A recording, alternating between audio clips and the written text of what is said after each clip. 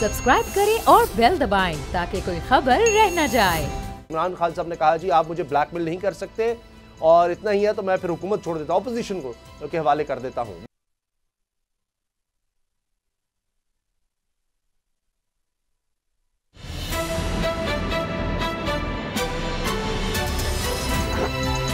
अब पता चला।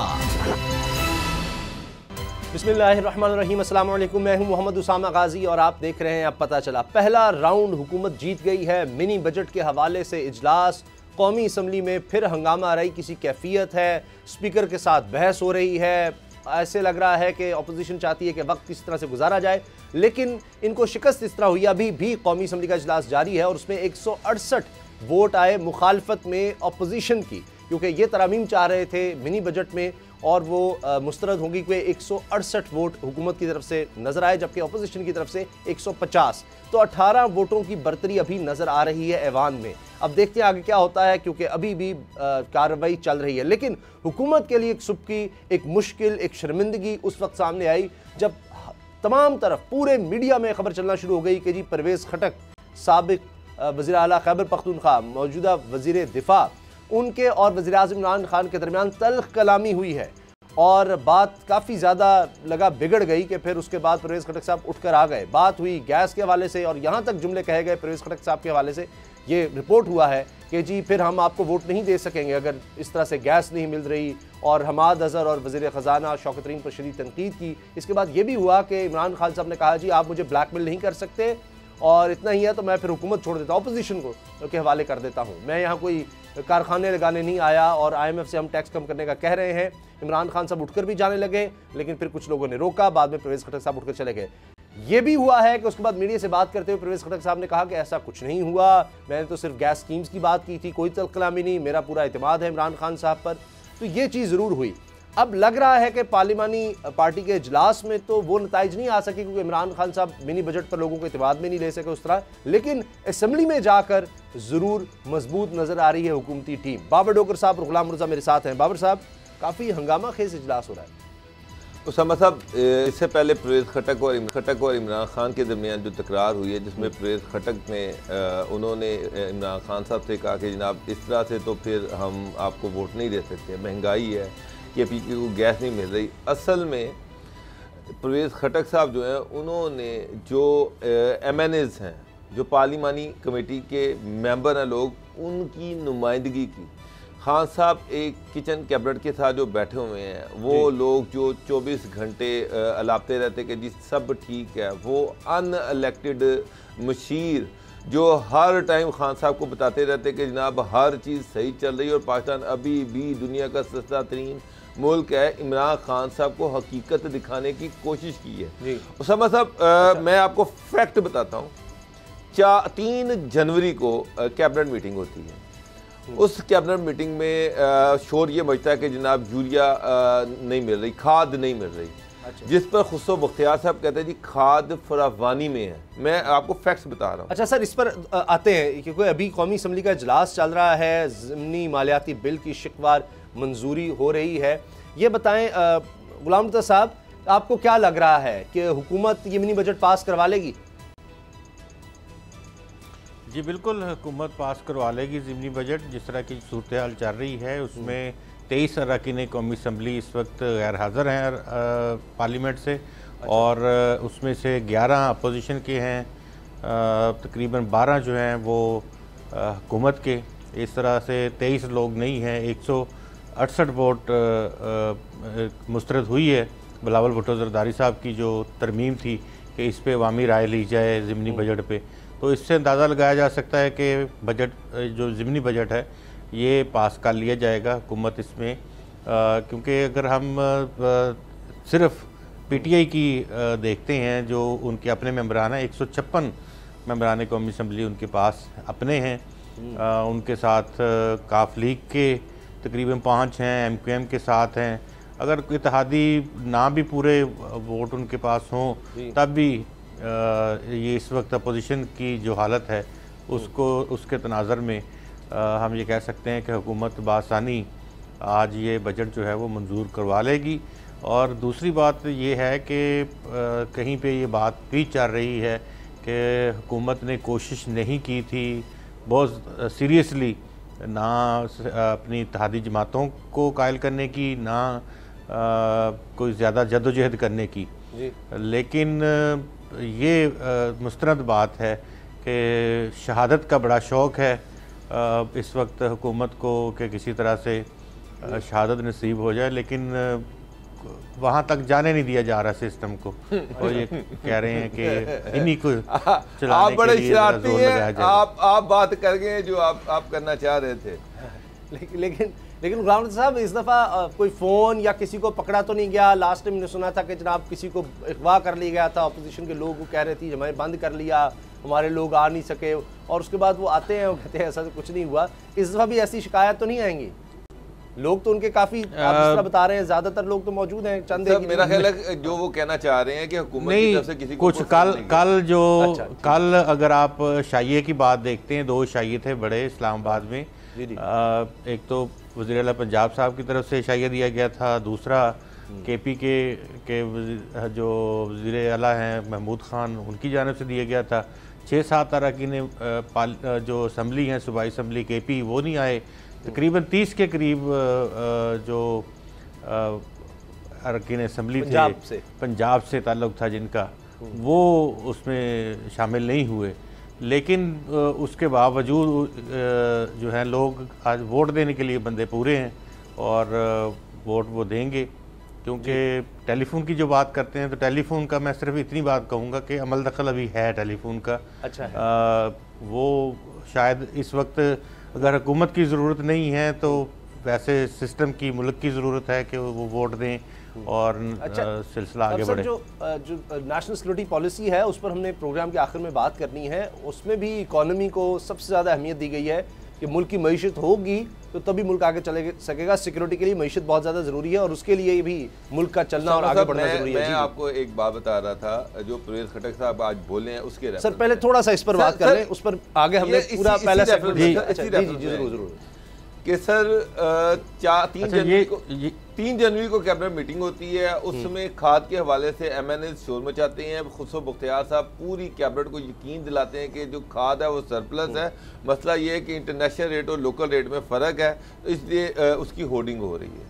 उसके 2 दिन के बाद काउंसिल ऑफ कॉमन इंटरेस्ट की मीटिंग होती है, उसमें 50,000 टन खाद बाहर से मंगवाने की अप्रूवल मिल जाती है। मिनिस्टर साहब कह रहे हैं कि खाद मुल्क में सरप्लस है। 2 दिन के बाद 50,000 टन खाद की अप्रूवल मिलती है। वो जब उसकी तौसीक के लिए समरी दोबारा कैबिनेट 3 दिन पहले जो कैबिनेट की मीटिंग वहां पर जाती है, तो वो 50,000 टन की बजाय 1 लाख टन अप्रूवल मिलती है खाद की इंपोर्ट की। आप अंदाजा लगा लें कि कितनी जुर्रत के साथ, बेबाकी के साथ मिनिस्टर जो है कैबिनेट मीटिंग में झूठ बोलते हैं, खान साहब को झूठ बताते हैं कि जनाब के खाद मिल रही है। हमाद अदर साहब कह रहे हैं कि जनाब गैस की फरावानी है, फैक्ट्रियों को गैस जा रही है, कोई रुकावट नहीं है। वो पिछले 2-3 साल से कंपैरिजन करते हैं कि इतनी गैस तो कभी फैक्ट्रियों को मिली नहीं है, और बाद में पता चलता है कि गैस तो मिल ही नहीं रही। उसामा साहब, ये जो डॉक्टर साहब, ये आपने अभी जो बात की है ना, मैं सिर्फ एक जुमला इसमें ऐड करूंगा आपकी पूरी बात में। इस वक्त हमें यूरिया की शदीद तरीन ज़रूरत है। 3 लाख टन यूरिया गायब है मार्केट से, जो कि हमें चाहिए है हर हाल में, लेकिन होर्डिंग्स वाले और वही वुज़रा जिनका आप नाम ले रहे हैं उनकी वजह से वो यूरिया नज़र नहीं आ रहा। मेरी आज स्पेशली बात हुई है ज़राअत के एक एक्सपर्ट से जो कि इसी हुकूमत का हिस्सा ब्यूरोक्रेट हैं। उन्होंने कहा कि हमें 40-45% गंदम की पैदावार कम मिलेगी अगर यूरिया फौरी तौर पे अवेलेबल ना करवाया गया। जो सूरत हाल बताई हुई, ये सिर्फ आपकी बात मैं ये सवाल करता हूँ कि एक मिनिस्टर ये कहता है कि 3 लाख टन से ज्यादा यूरिया जो है वो अवेलेबल है। पिछले साल 3 टन थी, इस दफा 3.3 लाख टन है, यानी कि जरूरत से बहुत ज्यादा है, मार्केट में मिल नहीं रही। वही मिनिस्टर जो है 2 दिन बाद CCI की मीटिंग में 50,000 टन इंपोर्ट करने की अप्रूवल लेता है। वही मिनिस्टर जो है वो जो अप्रूवल ली हुई है उसको 50,000 टन से 1 लाख टन करके अगली कैबिनेट में वो समरी पेश करता है। तो खान साहब को और कैबिनेट के मेंबर्स को पूछना चाहिए कि भाई तो पिछली काबीना की मीटिंग में ये कह रहा था कि जो खाद है वो फरावानी के साथ है, अब तू कह रहा है कि 22 से 1 लाख टन मंगवाई जाए, तो पहले गलत था या अब गलत है? हमाद अजहर साहब जो है वो कैबिनेट को कोई और पट्टी पढ़ा रहे हैं, सारे मिनिस्टर झूठ बोल रहे हैं, गलत बयानी करते हैं कैबिनेट में, इमरान खान साहब को मिसलीड करते हैं और वो मिसलीड हो जाते हैं। वो कहते हैं मैं एतबार कर लेता हूं। अच्छा परवेज खटक साहब, मसला ये है कि अब परवेज खटक जैसे बंदे जो हैं उन लोगों में तशवीश बढ़ रही है, परेशानी बढ़ रही है, या जो हुकूमत है वो अनइलेक्टेड लोगों के पास है, ऐसे मशीरों के पास है जिनके बड़े बड़े स्टेक्स हैं, जिन्होंने अवाम से वोट लेने नहीं जाना। इसकी वजह से पार्लिमानी कमेटी जो है उसमें जो MNAs हैं वो परेशान है। परवेज खटक साहब उनकी नुमाइंदगी कर रहे हैं। अच्छा, परवेज खटक साहब खान साहब को रोशनी दिखाने की कोशिश कर। गुलाम नबी साहब, अब शहबाज गिल साहब, मुराद सईद मैं देख रहा था पीछे खड़े और उनके चेहरे के एक्सप्रेशंस बड़े अहम हैं। अब उसमें ऐसे लग रहा है कि जैसे वो देखना चाह रहे हैं कि परवेज खटक साहब क्या कह रहे हैं, वो बड़े गौर से सुन रहे हैं और क्या सवालात उनसे किए जा रहे हैं, कहीं कोई और धमाका तो नहीं होने वाला।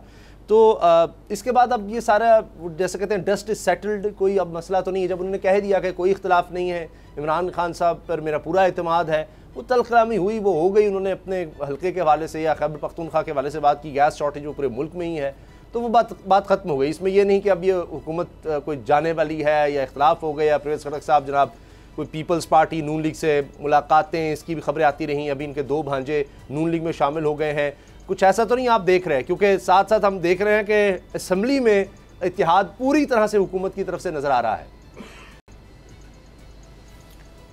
जो परवेज खटक साहब हैं उनकी खैर पॉलिटिक्स को समझना ना तो शहबाज गिल के बस की बात है और ना मुराद सईद के बस की बात है। वो जब से पॉलिटिक्स कर रहे हैं, मेरे ख्याल में ये 2 दफ़ा पैदा हो जाएं दोनों, तो उनकी उम्रें उतनी होगी जब से परवेज खटक जो है वो पॉलिटिक्स कर रहे हैं।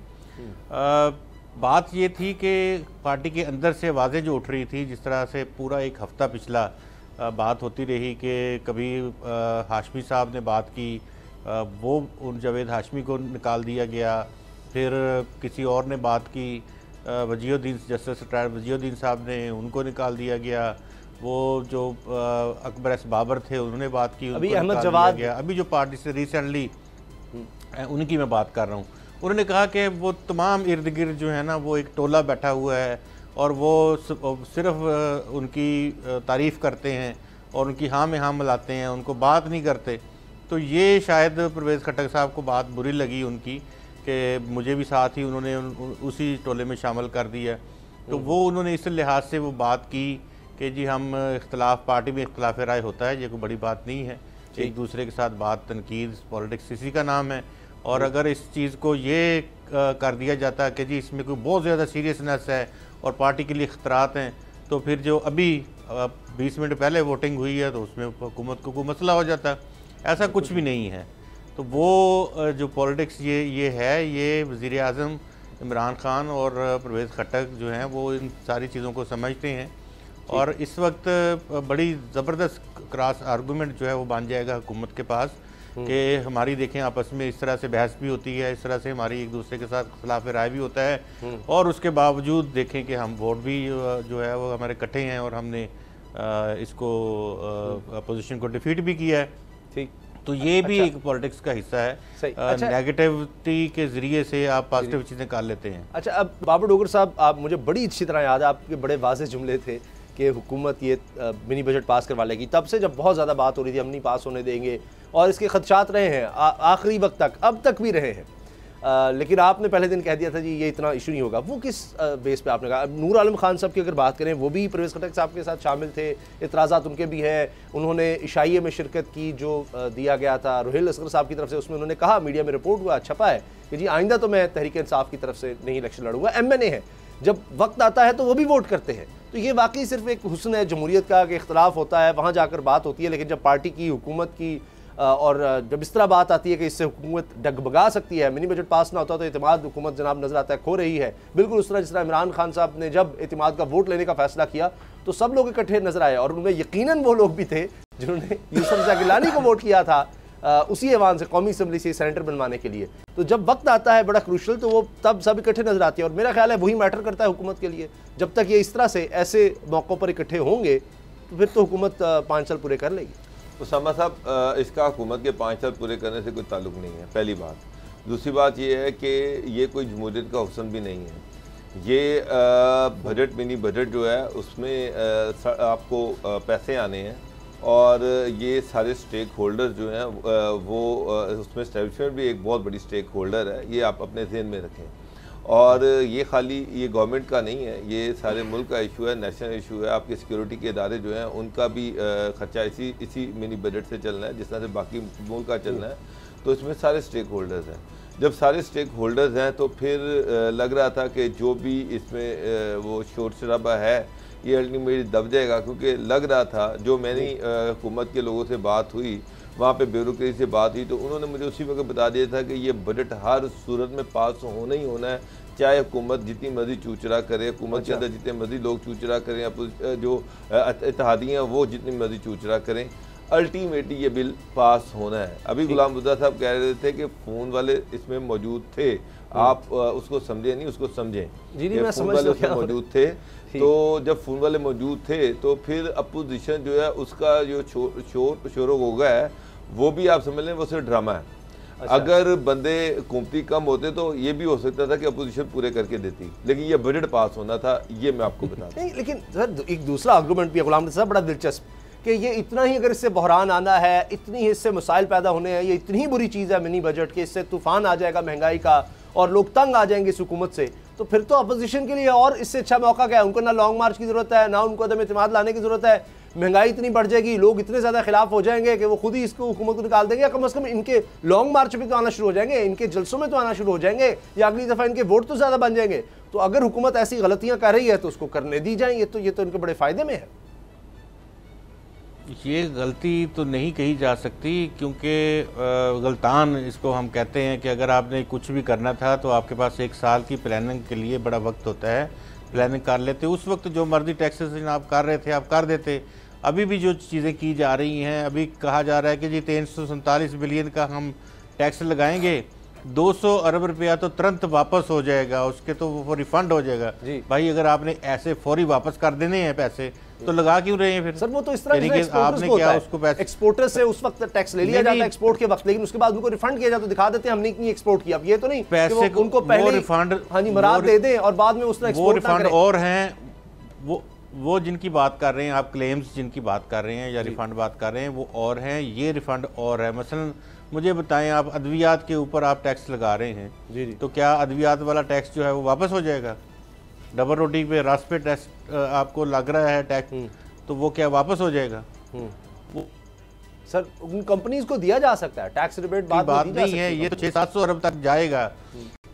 लेकिन बात ये है कि ये उससे पहले ये तय किया जा सकता था।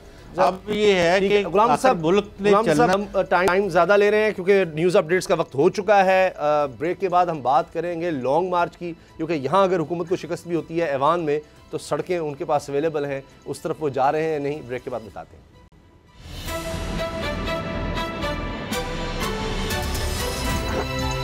अब पता चला। अब बड़ी दिलचस्प मुलाकात की ख़बरें हैं जो कि मौलाना फजलुर रहमान और शहबाज शरीफ साहब के दरमियान हुई, और इसमें बात हुई कि जी अदम इत्मीनाद की तहरीक हम पहले लेकर आते हैं, फिर हम लॉन्ग मार्च कर लेते हैं। इसके अलावा जो हुकूमत के इत्तेहादी हैं उनसे भी बातचीत की बात हुई, लेकिन जो सबसे ख़ास बात है वो है कि गैर सियासी राबतों, मैं दोहरा रहा हूँ, गैर सियासी राबतों पर भी एतमाद में लिया है शहबाज शरीफ साहब ने, मौलाना फजलुर रहमान को, इन दोनों ने आपस में ये बात की है। अब गुलाम साहब, ये गैर सियासी राबते, इन पर एतमाद में लेना ये क्या है? सियासी राबते, देखें राबते तो हर तरह के यहाँ चलते रहते हैं सर, बाकी क्या रह गया मुझे समझाइए। अच्छा, दोनों का आपस में हो गया, फिर उसके बाद अपोजिशन से मजीद राबतों का हो गया, इत्तेहादियों से राबतों की बात हो गई है। अब ये उसके बाद 25 जनवरी को उन्होंने कहा है जी PDM का सरबराह इजलास भी, ये गैर सियासी बाकी क्या रह गया? अच्छा, गैर सियासी राब्ते ऐसे होते हैं जिसमें आप खुद नहीं जा सकते, आपको ना बुलाया जाता है मिलने के लिए। अच्छा, तो वो इस तरह के राब्ते गैर सियासी राब्ते वो खलाई मखलूक के साथ राब्ते होते हैं सर जी।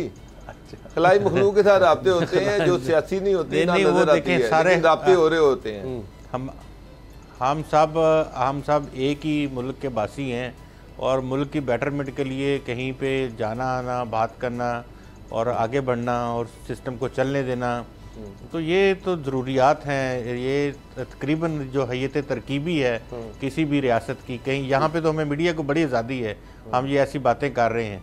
बहुत सारे ममालिक में यकीन करें कि ऐसी आज़ादियाँ नहीं है जहाँ आप बता भी नहीं सकते, मुलाकातें तो वहाँ भी होती हैं। छोड़े हमारे हमसायों में कोई भी, हमारे हमसाये में कोई एक ऐसा मुल्क नहीं है जहाँ पर इस तरह की आज़ादी हो। सिर्फ मैं इतना ही कह सकता हूँ, बाकी दुनिया तो चले फिर बड़ी वसी है, उस पर फिर बात हो जाएगी। लेकिन ये बताएंगे ये फिर नजरियाती का क्या मामला बनेगा? नजरियाती होते हुए गैर सियासी हो सकते हैं आप? देखिए, अगर जिस तरह से यकीन माने आप तलख सवालात करते हैं ना, आप तो चाहते हैं कि हम ना सारा पंडोरा बॉक्स खोल के रख दें। नहीं सर, आप बात कर जाते हैं, प्रोग्राम चले ना हमारा ना आपका प्रोग्राम, हम प्रोग्राम भी बंद और हम भी बंद। मैं तो सर लीडर्स की बात कर रहा हूँ। ये है, मैं तो लीडर्स बहुत सारी चीजें देखें, नजरियात, ये एक, मैं इसको इस तरह से मैं कह देता हूँ कि ये जो पॉलिटिक्स है ये एक शराब है। कहा यह जाता है कि अवाम की हुकूमत अवाम के लिए और अवाम के ज़रिए से, लेकिन ना तो ये अवाम की हुकूमत होती है, ना अवाम लाती है, ना अवाम के लिए होती है। चले सर, तो ये सब आप नाराज ना हो, मैं इस पर नहीं करता, हालांकि आप इनके ऐसे सवालों के बड़े खूबसूरत जवाब दे देते हैं। बाबर साहब भी इसको अप्रिशिएट करते हैं, बाबर साहब भी वो बातें कह जाते हैं जिस तरह शुरू में ही आपने बड़ी बातें कह दी। अब चले बाकायदा सियासत पर आ जाते हैं, जो बिल्कुल जो नज़र आने वाली सियासत है, नज़र आती भी और नज़रियाती सारी मिक्स। मौलाना साहब कह रहे हैं कि जी 27 फरवरी को हमें भी दावत दी बिलावल ने निकलने की, लेकिन जब ये पीडीएम में आना चाहते तो अब क्यों निकलें? अब पहले अदम एतमाद, वो कहते हैं अगर नंबर पूरे हैं तो 100 बिस्मिल्लाह। तो ये नंबर कैसे पूरे होंगे? आज तो हम देख रहे हैं जो मिनी बजट का मामला है उसमें, तो उसके बाद इसका मतलब है कि एक ट्राई करने लगे हैं अदम एतमाद की तहरीक, और उसके बाद लॉन्ग मार्च तो है ही। इसमें बदएतमादी पार्टियों के अपने अंदर मौजूद है। पाकिस्तान पीपल्स पार्टी पे एतबार करने के लिए मौलाना तैयार नहीं है, क्योंकि मौलाना को 2 दफ़ा जो यहाँ आए और 2 दफ़ा उन्होंने कोशिश की पूरी, एक दफ़ा लॉन्ग मार्च और दूसरी दफ़ा वो, एक दफ़ा तो मार्च लेकर आ गए थे और दूसरी दफ़ा भी उन्होंने बड़ी भरपूर कोशिश की यहाँ पे चेयरमैन सेंड के हवाले से। तो वो जो ज़ख्म है मौलाना को वो बहुत शदीद हैं उन दिनों के। अच्छा। तो उस वजह से मौलाना साहब इस मामले पे बड़ी खुल के बात, उन्होंने पहले इस तरह कभी उन्होंने बात नहीं की, लेकिन बड़ी खुल के बातें उन्होंने की थी इस दौरान में। अब ये है कि वो देख रहे हैं कि हमें क्या मिलेगा। पीपल्स पार्टी वाले, पाकिस्तान मुस्लिम लीग नवाज़ जो है वो भी इस तरह से उनकी नज़र है, जिस तरह कल भी हमने इसी के ऊपर ख़ुसूसी तौर पे इस सेगमेंट के में बात की थी कि ये पीपल्स पार्टी अपने चीज़ें चाहती है, नवाज़ लीग अपनी चाहती है, मौलाना अपना मामला जो है वो चाहते हैं।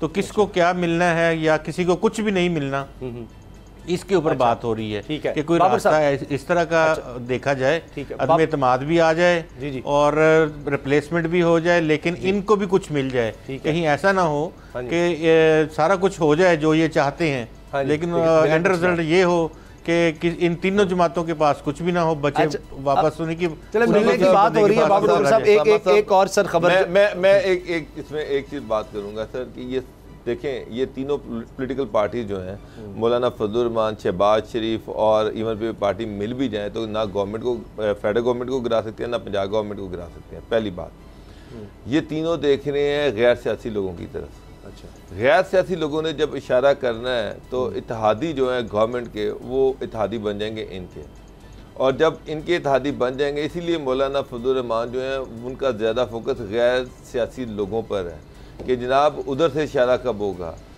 इसीलिए बात ये हो रही है कि अदम इत्मीनान की तहरीक उस वक्त तक नहीं आएगी जब तक गैर सियासी लोग नहीं चाहेंगे, और जब तक, और ये जो लॉन्ग मार्च है, लॉन्ग मार्च आप जितना मर्जी कर लें, जब तक जहाँ मौलाना पहले भी बैठा है जब दोबारा बैठा है कोई फ़र्क नहीं पड़ना। ऐसे काफ़ी लॉन्ग हो गया ये। हाँ, लेकिन गैर सियासी लोग जब चाहेंगे उस वक्त बहुत कुछ हो जाएगा, क्योंकि जब तक इत्तेहादी नहीं टूटेंगे उस वक्त तक, और इन तीन सबको एक टेबल पे बैठाने वाले भी वही लोग होंगे, ये मैं आपको बता रहा हूं। ये अपने तौर पे एक टेबल पे बैठ भी नहीं सकते, इतना ज़्यादा डाउट है, इतना ज़्यादा शक है। गैर सियासी खबर एक मैं आप दोनों से शेयर कर रहा हूँ कि मौलाना फजलुर रहमान साहब 23 मार्च को महंगाई मार्च निकाल रहे हैं, महंगाई के खिलाफ, के महंगाई इस हुकूमत बड़ी कर दी है, लेकिन मौलाना साहब के लिए 3.5 से 4 करोड़ रुपए मालियत की नई बम प्रूफ गाड़ी है, लैंड क्रूज़र जी, वो उनके घर पहुंचा दी गई है। JUI-1 इसका नंबर बताया जा रहा है, बड़ा अच्छा रजिस्ट्रेशन, मतलब ये शायद ऑक्शन वगैरह होते हैं, इस तरह के नंबर काफ़ी महंगे होते हैं, और हमारे लीडर्स का सर बाबर साहब यही होता है, लीडर्स में और जो आम कारकुन या आवाम है उसमें बड़ा फ़र्क होता है। मौलाना साहब कैसे मैं बता दूं कि नाराज़ होने की ज़रूरत नहीं है, इसलिए कि उनकी गाड़ी को आग लग गई थी और पिछले साल की बात है इस सेक्टर F10 में, तो उसके बाद जाहिर है कि गाड़ी उनको चाहिए तो थी, तो ये उनकी ज़रूरत भी है। बम प्रूफ गाड़ी होनी चाहिए उनके पास, बुलेट प्रूफ भी होनी चाहिए और काफ़ी महंगी गाड़ी भी होनी चाहिए। लेकिन ये लाइफस्टाइल में बड़ा फ़र्क आ जाता है, फिर उधर ही बैठ के महंगाई की बात ज़रा हो तो मुश्किल जाता है, लेकिन ये इनकी मजबूरी है इस तरह की गाड़ियाँ रखना। बाबर साहब सामा साहब, अब अगर आप मेरा मतलब है जितने भी लीडर्स हैं जो आवाम की मोहब्बत में मरी जा रहे हैं, आप उनके सबके घरों में देख लें तो गाड़ियों के कैवलकेड खड़े हुए हैं। महंगी तरीन गाड़ियाँ जो आपको कई शादोनादी सड़कों पर नज़र आती हैं, वो सारी गाड़ियाँ उनके घरों में खड़ी हुई हैं। मैंने जाती उमरा में देखी हैं, मैंने चौधरियों के घरों में वो गाड़ी देखी है जो शायद कहीं और नहीं देखी, मैंने शहबाज शरीफ के घर में गाड़ियाँ देखी हैं, मैंने जहांगीर तरीन के घर में गाड़ियाँ देखी हैं। ये सारे सबके घरों में महंगी से महंगी तरीन गाड़ियाँ, लेकिन ये सारे गरीब आवाम की मोहब्बत में हर टाइम मरे जाते हैं। उनकी जो मोहब्बत है वो इनको सोने नहीं देती, उनके दुख दर्द जो है वो उनको रात को जगाए रखते हैं। लेकिन अपनी ज़िंदगियाँ तो पुरतईश हैं, अपनी ज़िंदगी में तो वो सारे इसी तरह के। मौलाना फजल रहमान एक बेचारे क्यों, आप किसी एक का नाम ले लें, आप जरदारी साहब का नाम ले लें, बिलावल भुट्टो का ले लें, इमरान खान साहब का ले लें, उनके घर में भी बड़ी कीमती गाड़ियाँ खड़ी हुई हैं। कोई ऐसा लीडर मुझे बता दें कि जिसके घर में कीमती गाड़ियाँ नहीं हैं और बेहतरीन नंबर नहीं है उनके, सभी तो फिर है। मैं मौलाना फजल रहमान बेचारे को अकेले को आइसोलेट क्यों करूँ? या वैलिड पॉइंट है, नहीं सही है जी। लेकिन अब ये गाड़ी भी ज़रूरी है, तभी तो लॉन्ग मार्च हो सकता है, कंटेनर भी बनाए जाते हैं। अब गुलाम साहब आपने बात कर दी कि कुछ हिस्सा तो मिले, तो ये लॉन्ग मार्च के थ्रू मिल सकता है? देखिए, लॉन्ग मार्च की शायद नौबत ना ही आए। लॉन्ग मार्च से पहले बहुत सारी चीज़ें जो हैं वो सेटल होने की जानिब जो है बढ़ रही है। देखिए आज कितना प्यारा जुमला वज़ीर-ए-आज़म ने खुद कहा कि अगर आप लोगों को मुझ पर एतमाद नहीं है तो मैं अपोजिशन को कहता हूँ कि वो हुकूमत बना ले, अपना बंदा ले आए। तो वो ये देखिए इमरान खान साहब के अपने अल्फाज हैं जो उन्होंने अदा किए हैं उस मीटिंग में। फिर वो नाराज़ भी हुए, बाद में मुलाकात भी दोबारा हो गई परवेज़ खट्टक साहब की उनसे। अच्छा, तो ये अब दिन ब दिन कहते हैं ना कि वो कश्ती डूबने लगती है तो बोझ उतारा करते हैं, तो मेरे ख्याल में थोड़ा थोड़ा बोझ जो है वो उतरना शुरू हो गया है। अभी बातें हो रही हैं, कोई अमली इकदाम भी हो जाएगा, तो ये इस तरह से चीज़ें चलेंगी आने वाले दिनों में मज़ीद आगे। आप देखेंगे, लेकिन इनके अपने ही लोग ज़्यादा कोशिश करेंगे इनके टांगें खींचने की। मुझे ये बताया जा रहा है कि जी जरदारी साहब भी और शहबाज शरीफ साहब भी मौजूद नहीं थे आज इजलास में। जब क्रूशल मूवमेंट होती है तो ये ऐसे अहम तरीन लोगों को तो होना चाहिए। जरदारी साहब को तो उनकी तबीयत सेहत नासाज होती है तौर पे, वो तब नहीं होते, अदरवाइज तो वो ज़रूर आते हैं। लेकिन शहबाज शरीफ साहब मौजूद थे अपने इजलास में, वो आए हैं। अच्छा। और थोड़ा लेट आए थे, लेकिन वो उस इजलास में थे। और उसके बाद फिर वो उस वक्त में जब ये जिस वक्त आप बात करेंगे मौजूद नहीं थे, वो शेब अख्तर साहब हमारे जो कौमी क्रिकेटर हैं उनकी वालदा के साले सवाब के लिए दुआ के लिए वहाँ गए थे उनके घर में। तो बाद फिर वो आ गए थे और मौजूद थे वो। उन्होंने बाहर जो एहतजाज कर रहे थे उसमें भी उन्होंने शिरकत की, वहाँ पे भी उन्होंने बातचीत की। लेकिन मेरा ख्याल है काउंटिंग में नहीं, ठीक वो इजलास में है, लेकिन शायद काउंटिंग जब हो रही थी शायद उस वक्त ना हो, क्योंकि ये चीज़ रिपोर्ट हो रही है। बाबर साहब, ये बड़े अहम वक्त पर शहबाज शरीफ साहब बिल्कुल ऐन वक्त पर कहीं ना कहीं उनको मसरूफियत उनको मिल जाती है या होती है जब वो चले जाते हैं। उसामा साहब, मैंने अभी आपको एक बात की थी, आप हमारी बातों को नहीं सर, मैं आपकी बात बताई तो है, आपने सबसे पहले कह दिया था कि अगर आज हुकूमत के बंदे कम पड़ जाते तो अपोजिशन अपने बंदे उनको दे देती, लेकिन ये बिल ने पास होना था। तुम सन लिफ्ट नहीं कराते साड़ियाँ ना गला लिफ्ट कराते हो, तो ये पास होना ही होना, चाहे जो मर्जी। MQM अपनी तरमीम से दस्तबरदार होती है, किश्वर ज़हरा साहिबा जी, और काफ लीग भी अपनी शराइत से दस्तबरदार होती है। ये मैंने जिस तरह परवेज़ खट्टक साहब अपने इतराज़ात से दस्तबरदार हो गए। सर, बिल ने पास होना था, ये डिसाइडेड था, और इसमें मुझे तो कोई ऐसी चंबे वाली चीज़ नज़र नहीं आ रही। मुझे कल पता था, हमारी बात मान ली है वज़ीर ख़ज़ाना ने, वज़ीर आज़म ने हमारी बात मान ली है, वो और MQM मुतवस्सित तबके की नुमाइंदगी करती है और बात मान ली गई है। तो क्या बात मानी है? उनकी तरमीम इंक्लूड की है, शामिल की गई हैं, उनकी जरूरत नहीं। 11 नुकात उन्होंने दिए थे, क्या उन पे किसी एक पे अमल दरामद हुआ है? मुझे बता दें। मैंने आपसे कल भी कहा था कि मुतालबात दिखाने वाले कुछ और होते हैं, अंदर की चीज़ कुछ और होती है। काफली के इश्यूज क्या होंगे, 4-5 ट्रांसफर करवानी होंगी उन्होंने अपनी, वो करवानी होंगी। एमक्यूएम जो होगी उन्होंने कोई डेवलपमेंट के फंड देने होंगे, चीज़ों से टैक्स शायद वापस ले लिया हो सर, लैपटॉप वगैरह मैंने कहीं देखा है। हाँ, वो एक अहम मुझे उसमें नुकता नजर आ रहा था कि किसी खास इंडस्ट्री जो है उस पर जो टैक्स है वो वापस लिया जाए। तो कोई बंदा होगा, कोई ग्रुप होगा जो उनके पीछे होगा, वो चाह रहा होगा। ये भी तो हो सकता है सर कि जानबूझ के पहले यानी सर 11 नुकात दिए जाते हैं, उनमें से एक ऐसा नुकता होता है जिस पे गवर्नमेंट से प्रेशर डाल के उससे राहत लेनी होती है, वो उन्होंने ले ली है। चले जी, हम ब्रेक ले रहे हैं, बात करेंगे नेशनल सिक्योरिटी पॉलिसी पर और इसके कुछ नुकात खुफिया हैं, कुछ जो सामने लाए गए हैं उन पर भी बात करेंगे कि अब मुल्क की कौमी सलामती पॉलिसी है क्या, किस तरह इस पर अमल दरामद किया जाएगा, ये इतनी अहम क्यों है। ब्रेक के बाद बात होती है।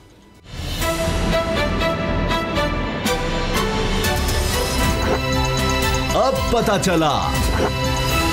हमारे मुल्क के जितने मसाइल हैं उनकी एक वजह यह भी है कि कभी भी कोई लॉन्ग टर्म प्लानिंग नहीं होती हमारे मुल्क में। कोई भी हुकूमत आती है ज़्यादा से ज़्यादा वो 5 साल का सोचती है और उसको ये होता है कि जी 5 साल भी पता नहीं पूरे करेंगे या नहीं करेंगे, क्योंकि तारीख में हमें नज़र नहीं आता किसी भी वज़ीर आज़म ने 5 साल ही पूरे किए। हुकूमत ने चले अब पिछले कुछ 20 साल में हमें नज़र आता है 5 साल तो पूरे हुए, और होता यह है कि वो सिर्फ वोट अगली दफ़ा हुकूमत किस तरह लेनी है और उसी की तरफ जाया जा रहा था। लेकिन अब नेशनल सिक्योरिटी पॉलिसी एक बनाई गई है कि इस मुल्क की सिक्योरिटी के लिए क्या चीज़ें ज़रूरी हैं, किन चीज़ों पर हमें अमल करना होगा, सबसे ज़्यादा अहमियत की चीज़ें क्या हैं। अब सालाना इस पर रिपोर्ट सामने आएगी, कितना अमल दरामद हुआ, क्या कुछ हुआ। जो भी हुकूमत होगी वो नेशनल सिक्योरिटी कमेटी को हर महीने इस बारे में ब्रीफ भी करेगी। अब गुलाम मुर्तज़ा साहब, चले शुक्र है कि कोई तो एक सोच नज़र आ रही है हमें। बहुत कम हमारे यहाँ इस तरह की हमें प्लानिंग नज़र आती है कि चले डैम्स की हम बात करें, इसके अलावा लॉन्ग टर्म प्रोजेक्ट्स हमें नहीं नज़र आते। बहुत लॉन्ग टर्म हमारे यहाँ होगा जी, अच्छा सड़क बनानी है, गली, यानी मुल्क ने आगे कैसे बनना है, इसको हमने सिक्योर कैसे बनाना है। तो ये कितनी अहम है आपकी नज़र में। और कुछ चीज़ें तो खुफिया रखी गई हैं, 100 सफ़ात का बताया जा रहा है, 50 सफ़ात सबके सामने ला गए हैं। उसमें सबसे बुनियादी चीज़ इकनॉमिक सिक्योरिटी इस मुल्क की, तो वो किस तरह से अचीव करनी है आपकी नज़र में। क्या ये हुकूमत या आने वाली हुकूमतें इस पॉलिसी पर अमल करेंगी। इसमें नेशनल सिक्योरिटी में इकोनॉमिक सिक्योरिटी, मुल्क को माशी तौर पर मजबूत करना, सिक्योर करना, फिर मिलिट्री का है और फिर साथ यानी सोशल सिक्योरिटी, आम आदमी की उसकी ज़िंदगी को में उसकी खुराक के हवाले से सोचना, उसकी सेहत के बारे में। ये नहीं कि अब ये आज हम बात करने से बाबर साहब और आप कह रहे हैं जी खाद ही नहीं है जी, अब क्या करना है जी, खाद इंपोर्ट करो, ये करो। लॉन्ग टर्म सोचना है, इस मुल्क की खुराक का, अवाम की खुराक, सेहत का, इनकी तालीम का करना क्या है। आपकी बात बिल्कुल दुरुस्त है कि हमारे पास एक ऐसा स्ट्रेटजी पेपर होना चाहिए जिसको ओनरशिप कौम की हो, सियासतदान नहीं बल्कि पूरी जो हमारे अवाम हैं वो भी ओनरशिप लें इसकी, और तमाम जो लोग हैं, पॉलिटिकल एलीट है, एस्टेब्लिशमेंट है, ब्यूरोक्रेसी है, वो सब उस डॉक्यूमेंट की ओनरशिप लें। ये उसी तरह का डॉक्यूमेंट जो है वो तैयार किया गया है, और इसमें यही होगा कि हुकूमतें, लोग आना जाना उनका लगा रहेगा, आते जाते रहेंगे, लेकिन ये जो डॉक्यूमेंट है इस पे पॉलिसी इसी तरह से ये जारी रहेगी। हम पूरी दुनिया की मिसालें देते हैं और देखते हैं कि वहाँ पे जो पॉलिसीज़ वहाँ बन जाती हैं इंटरनेशनल रिलेशंस के हवाले से, मुल्की इकॉनमी के हवाले से, कर्ज़ों के हवाले से, पैदावार के हवाले से, एग्रीकल्चर के हवाले से, वो पॉलिसियाँ इन द लॉन्ग रन 20-20, 30-30 साल की से भी ज़्यादा की पॉलिसीज़ होती हैं, वो चलती रहती हैं। हुकूमतें आती रहती हैं, जाती रहती हैं, लेकिन उसमें माइनर सी चेंजेस अगर वो लाना चाहें तो ला सकते हैं, लेकिन बहुत ज़्यादा इस तरह का जो काम है वो नहीं किया जाता जिससे पूरा स्ट्रक्चर जो है ख़राब हो जाए। यहाँ तजर्बात ही हुए हैं हमारे यहाँ, जो भी आया उसने अपने तौर पे तजर्बात करने की कोशिश की, किसी ने किसी तरह से, किसी ने कुछ किसी तरह से, लेकिन मुल्क के कर्ज़े बढ़ते गए, पर कैपिटा इनकम कम होती गई, पर एकड़ यील्ड कम होती गई और हमारी एक्सपोर्ट कम होती गई। दावे, ऐलानात और इल्ज़ामात बड़े बड़े लगाए जाते रहे, लेकिन उनमें से निकला कुछ नहीं। तो ये मेरे ख़्याल में 70 साल की तारीख़ यही कुछ बता रही है कि उसमें ज़्यादातर ज़िम्मेदारान जो हैं वो एक दूसरे के ऊपर ज़िम्मेदारी डालते रहे हैं। जिसने भी काम किया हो, वो अपने गलत काम किया हो, वो अपने ऊपर लेने के लिए तैयार ही नहीं, और अगली तरफ बात चली जाती है कि अभी हम इस हुकूमत से पूछ लें तो ये कहते हैं कि पिछली हुकूमत हमें दिवालिया करके दे गई थी, हमने तो दिवालिया नहीं निकाला। उनसे पूछें तो वो कहते हैं उससे पिछली हुकूमत ने दिवालिया निकाल दिया था। उनसे पूछते हैं, वो कहते हैं जी वो मुशर्रफ दौर में दिवालिया निकल गया था मुल्क का, तो हमारी तो हालत ही कोई नहीं थी। तो यही एक तरीकाकार फिर पीछे बचता है कि जिस तरह की सिक्योरिटी पॉलिसी का हमें बताया जा रहा है कि ये डॉक्यूमेंट तैयार किया गया है, ठीक है, और सिक्योरिटी के हमारे जो अदारे हैं उनकी जानिब बड़ी मेहनत की गई है इस हवाले से। ये तो सामने जो कह रहे हैं कि जी मोहित यूसुफ और उन्होंने उनकी कोई खास कंट्रीब्यूशन नहीं। हाँ जी, इसमें एक बड़ी खास बात ये नज़र आ रही है कि किसी तरह से भी किसी जंग में या किसी कॉन्फ्लिक्ट में हम ना जाएं। जिस तरह हमने देखा, अगर हालिया मिसाल नहीं, यमन का हम पर बड़ा प्रेशर था, उसमें नहीं गए।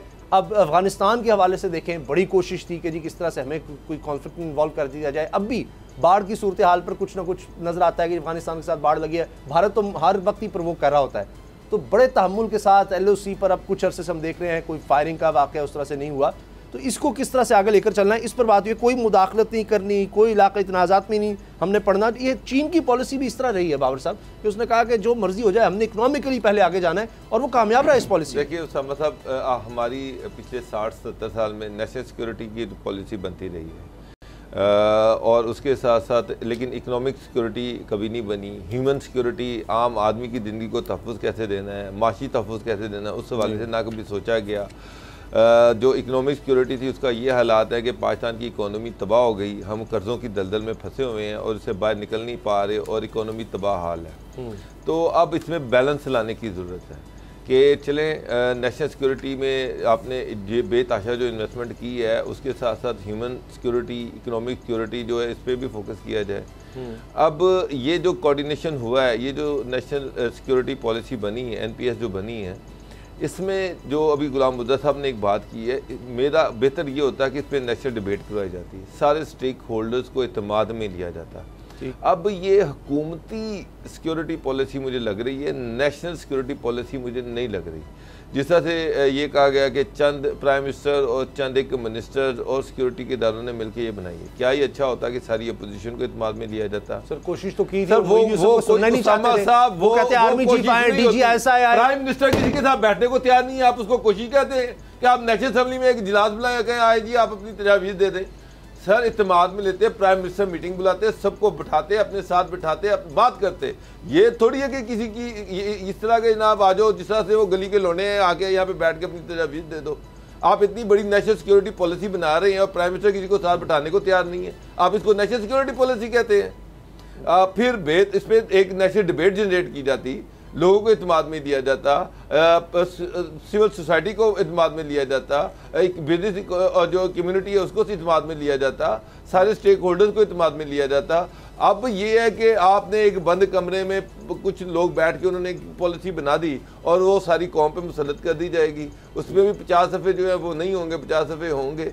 तो ये मेरा तो नुक्ता एतराज़ ये है कि बड़ी अच्छी चीज़ है, हमारे पास रोड मैप होना चाहिए कि हमने करना क्या है, हमारे पास इक्तिसादी रोड मैप होना चाहिए, हमारे पास हमने एक आम आदमी की ज़िंदगी को कैसे इम्प्रूव करना है, बेहतर करना है, किस तरह से इकोनॉमिकली उसको अपलिफ्ट करना है, उसका रोड मैप होना चाहिए। अगर बिजनेस के हालात ख़राब होते तो उसको किस तरह से ठीक करना है, रोड मैप होना चाहिए। हमने दुनिया के मामला में कितना कितना असरअंदाज होना है, कितना नहीं होना है, इस पर हमारे पास रोड मैप होना चाहिए। ख्वाम दुनिया के तनाज़ों में हमें नहीं कूदना चाहिए। ये सारी चीज़ें ठीक है, लेकिन मेरा नुक्ता एतराज़ ये है कि इसमें सारे स्टेकहोल्डर जो थे उनको शामिल किया जाना चाहिए था, और अगर शामिल किया जाता तो तभी ये नेशनल सिक्योरिटी होती। ये अब मैं इसको नेशनल सिक्योरिटी पॉलिसी नहीं मानता। अभी भी मौका है, चलें अब तो इसकी मंजूरी हो गई, इस पर अब मुशावरत की जाए, हर साल इस पर रिव्यू तो हो सकता है। तो चलें अब जितने भी स्टेक होल्डर्स हैं, सिविल सोसाइटी में हों, मीडिया है, इसमें वो लॉयर्स हैं, दीगर कम्युनिटीज़ हैं, उनकी भी इसमें राय लेना ज़रूरी है, उसमें कोई हर्ज नहीं है। प्रोग्राम देखने का शुक्रिया, इजाज़त दीजिए, अल्लाह हाफ़िज़।